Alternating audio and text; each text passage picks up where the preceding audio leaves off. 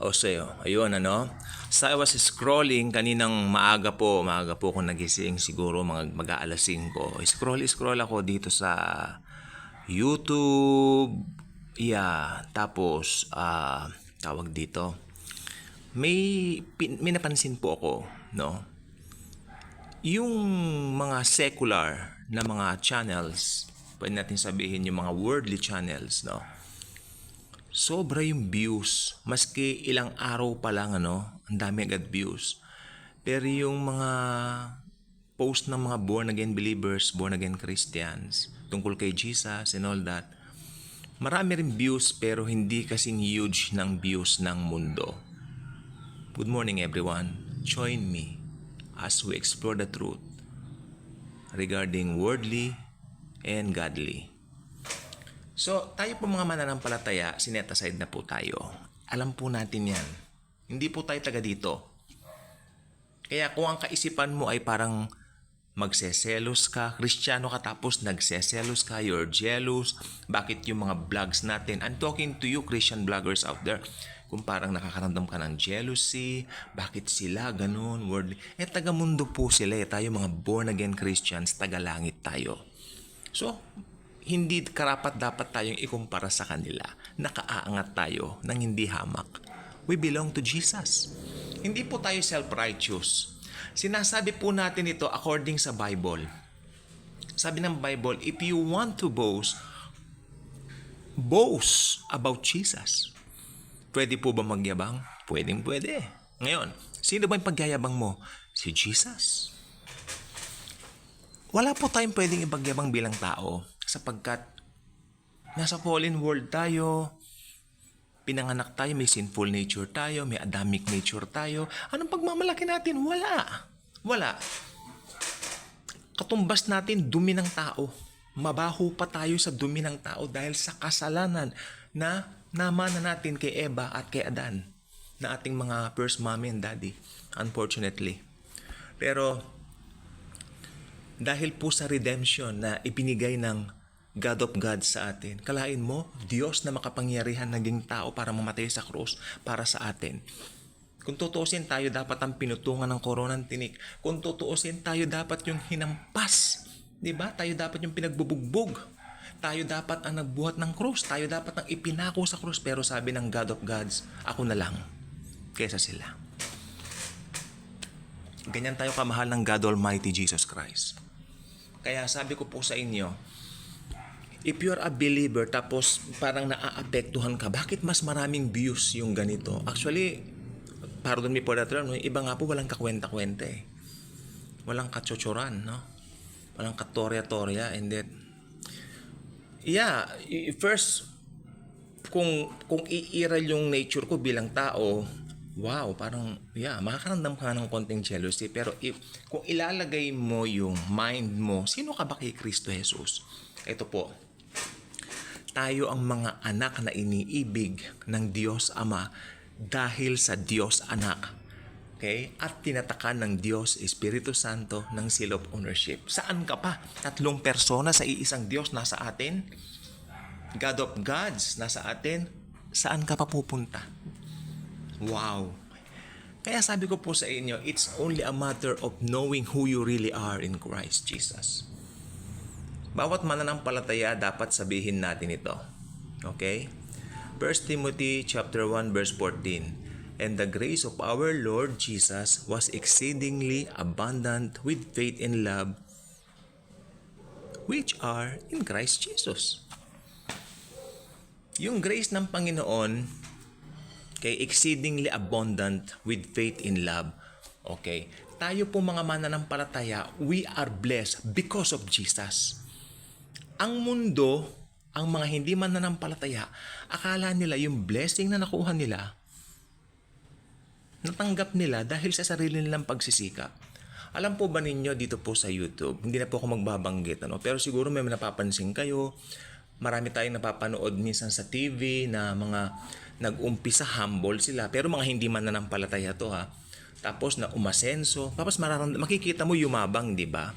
Normal po sa kanila yun kasi meron silang sinful or Adamic nature. Kaya sabi ko po sa inyo, kung believer ka, grabe ka. no? Sobrang blessed ka. Hindi mo ikukumpara ang sarili mo sa mundo. Huwag mong maliitin ang sarili mo. Hindi po pagyayabang yan. Sabi ko nga po sa inyo, if you want to boast, boast about Jesus only. Si Jesus po ang dahilan bakit tayo nag-i-exist, mga kaibigan, mga kapatid ko sa Panginoong Jesucristo. Dahil hinugasan niya yung kasalanan natin, pinagaling lahat ng sakit natin, blessed tayo in everything, in every way. Ako, ilang beses ko po napansin o na-observe sa buhay ko, dumating po doon sa time na, oh Lord, paano na to? Paano yung mga gastusin? Lord, alam po ba ninyo, lahat po ng yun, provide ni Jesus. So, walang dahilan para magduda ako. Kaya kung Kristiyano ka, please lang, huwag mong tignan na maliit ang iyong sarili. Hindi ko sinasabing magyabang ka. Of course not.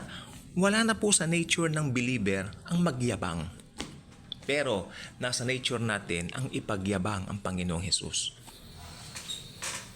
Sabi ko po sa inyo, nung araw,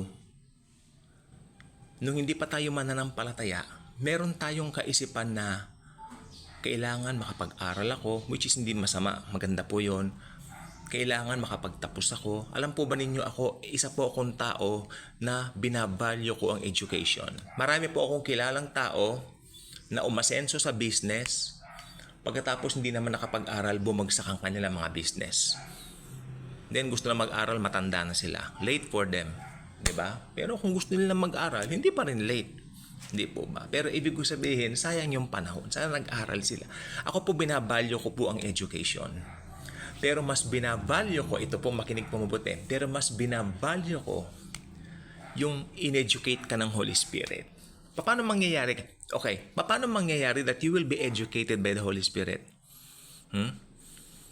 Sabi ng mundo, experience is the best teacher. Pero sa ating mga Kristiyano, mali yun. The best teacher is the Holy Spirit. Sinabi ni Jesus yan.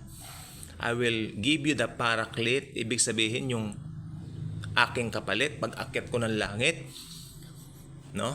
Ibibigay ko siya sa inyo at hindi niya kayo iiwan. Holy Spirit po yun. So ang best teacher para sa atin ay hindi experience. Ipapahamak nga ng experience eh. Pero ang best teacher for us born-again Christians ay Holy Spirit. Pero ako binavalue ko po ang education. Oo, kasi hindi naman po, titulado po ako. Pero ganun pa man, siguro hindi talaga yun yung way ko, hindi yun yung path ko, kasi ang calling ko talaga is to praise Jesus, to give Him the glory. Ang akin pong role ay tumanggap lang ng biyaya sa mundo ni Jesus. Yun ang role ko. Hindi magpakapagod para mag-work. Bagkus mag-work para sa kingdom ni Jesus. Yun ang aking work. Kaya nandito po tayo ngayon. Matagal na rin po ako sa ministry. Marami na kami napuntahang bansa. Marami na kaming na-evangelize, nabigyan ng mga free Bibles. Iba po doon pera kong sarili. No? Napakain. Marami na po kaming nabigyan ng mga foods na libre. Iba doon pera din po namin sarili. Ambag-ambag po tayo mga believers. Ganyan ang ano natin. It's more mas malaki na yung pleasure natin na magbigay. It's a more blessing to give than to receive. Pero tayo siyempre pag nag-give ka, magre-receive ka uli kay Jesus na maraming blessings. Ilang beses ko po napatunayan yan, kaya ako po hindi mo ako maaano sa biyaya. Hindi mo ako masasagi diyan. Ako hindi mo ako pwedeng tatanggalin mo yung mata ko sa biyaya ni Jesus. Hindi mo ako pwedeng takutin na, ay, walang mangyayari. Wala na mangyayari sa buhay mo, ganyan ka na lang. Ay, maski ano sabihin nila sa akin, gano'n. Dahil ilang beses na pagpinatunayan ni Lord, prinubide niya higit pa sa inaasahan ko. Ephesians 3:20. Oh, di po ba? Ilang beses na pong pinatunayan nung panahon na may COVID, sabi ko, lahat ng yan, lilipas din. Tingnan niyo po ngayon, tapos ng COVID. Nagka-COVID ako, pero tapos na rin. Marami po. Kung ikaw ay nadadown ngayon, ang gawin mo, isipin mo yung mga situations mo dati. Kung paano ka ginetro ni Jesus doon. Yun ang sikreto, to live a happy life, fulfilled life. At tandaan natin, Jesus alone is our fulfillment. Wala nang iba. Kaya kung hindi ka pa nakasubscribe sa ating channel, I invite you to do so. Click mo ang notification bell, share this video, share the wonderful love and grace of the Savior, the Lord Jesus Christ Himself. Thank you, and as always and forever, Jesus truly loves us all.